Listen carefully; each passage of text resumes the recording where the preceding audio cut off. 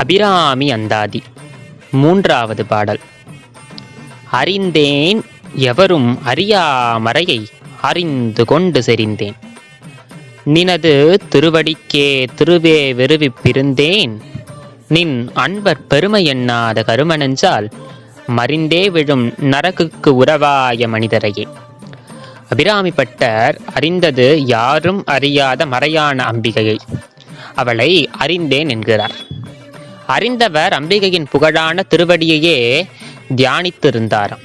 ஆனால் இதற்கு முன்னே தாயே, நின் பெருமை எண்ணாத மனிதரோடு பழகி நரகத்தில் உறவாகி உழன்றேனே, அதை அறிந்து விலகினேன் என்று உரைக்கிறார். பராசக்தி திருவடிகளே சரணம்.